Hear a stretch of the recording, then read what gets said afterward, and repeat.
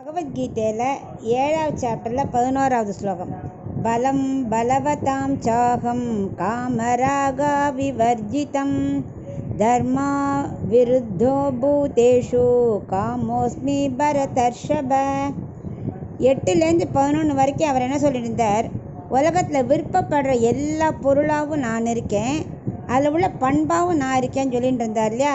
அதில் இப்போ 11வது ஸ்லோகத்தை என்ன சொல்கிறாருன்னா, நான் ஜீவராசிகள் இருக்கா இல்லையா, அவள்கிட்ட காமமாக இருக்கேன்னா ஆசையாக இருக்கேன். எந்த மாதிரி ஜீவராசி? தர்மத்துக்கு புறம்பில்லாத ஆசை உள்ளவாழ்கிட்ட, தர்மம் செய்யணும், கைங்கரியம் பண்ணணும் அப்படின்னு நினைக்கிறவாழ்கிட்ட நானே ஆசையாக இருக்கேன். ஒரு தாய் குழந்தைகிட்ட ஆசையாக இருக்கலாம், பகவானுக்கு தொண்டு புரியல ஆசை இருக்கலாம். அது மாதிரி நியாயமான ஆசை உள்ளவாழ்கிட்ட நான் ஆசையாக இருக்கேன்.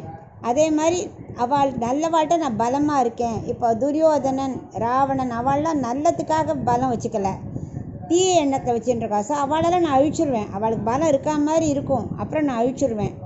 விதுரர் அது மாதிரி நல்ல எண்ணம், குச்சேலர் அது மாதிரி அவள்கிட்ட அவள் பார்க்க வீக்காக இருப்பாள், ஆனால் நான் பலசாலியாக அவள்கிட்ட நான் இருப்பேன், அவளுக்கு நல்லது பண்ணி தரத்துக்காக நான் அவளுக்கு இருப்பேன் அப்படிங்கிறார்.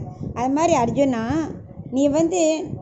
நீ நாட்டை மீட்டெடுக்கணுங்கிற ஆசையும் நல்லது தான், அதுக்கேற்ற பலமும் உனக்கு தேவை தான். ஸோ அது ரெண்டாவும் நான் இருக்கேன். நீ கெட்ட எண்ணத்தில் நாட்டை எடுக்கணும்னு நினைக்கல, மக்களை காப்பாற்றணுங்கிற நல்ல எண்ணத்தை சொன்னால் நான் உங்ககிட்ட ஆசையாக இருக்கேன். அது மாதிரி அதுக்கேற்ற பலம் வேணும் இல்லையா, அதவாவும் நான் இருக்கேன். எல்லாமே தர்ம வழியில் யார் போனாலும் அவளுக்கு நான் காமமாகவும் பலமாகவும் இருப்பேன் அப்படின்னு இந்த ஸ்லோகத்தை சொல்கிறேன்.